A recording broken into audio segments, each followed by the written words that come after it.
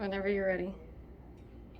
Hi everyone, Dr. Tirgari here with Avalon Laser And Aesthetics with offices in San Diego and Carlsbad, talking about a pretty common issue that we treat here in the office, known as gynecomastia.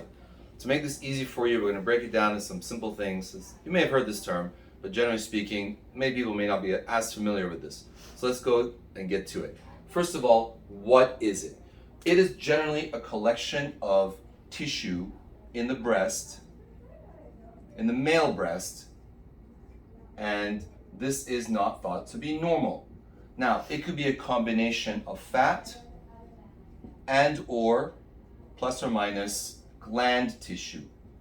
And this is important to note because breast tissue is comprised of fat as well as gland tissue together. Now, this is going to vary from person to person to different degrees, but you're going to have some combination of this, just like you do with women. Now, the second question is, why does this occur in men? There's a lot of reasons for this. Let's break it down. First of all, certain medications can cause this. Too numerous to mention, but there's a lot out there. Number two, hormones.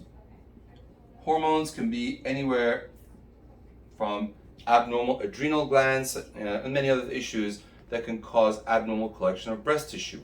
There's also association with steroids.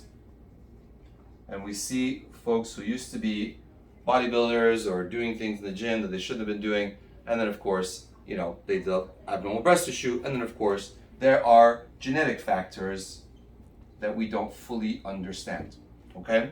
So this is the general categories. There may be some other ones, but these are the majority. Now, who gets this? Typically speaking, any man can get this. In our practice, the majority of people that we've seen tend to be men aged 20 to 45. Now, past 45 to 50, it is known that testosterone tends to decrease and estrogen tends to increase in men, which can actually lead to gynecomastia. For the purpose of this, we're not going to be talking about people who endure the normal progression of hormonal changes that occur in men.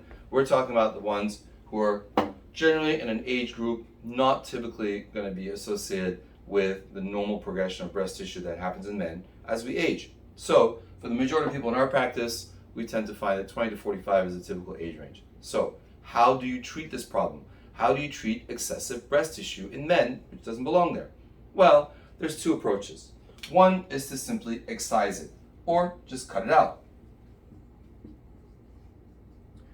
There are a few problems with this approach. Yes, it's very immediate. Yes, you can take out everything in one go. But unfortunately, the approach is generally going to involve a large scar underneath the breast. So even after the breast tissue is gone, you're going to have some two scars on either side of your breast, which a lot of men find very unappealing and unattractive. The second approach is, of course, to do smart lipo.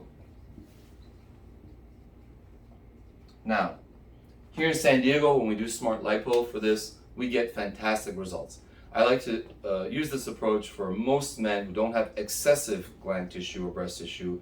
Why? Because you can get this done without scars. The incisions are tiny and oftentimes look like a freckle even while they're healing. So we like this approach, and generally speaking, for the majority of our clients, this is what we're going to recommend.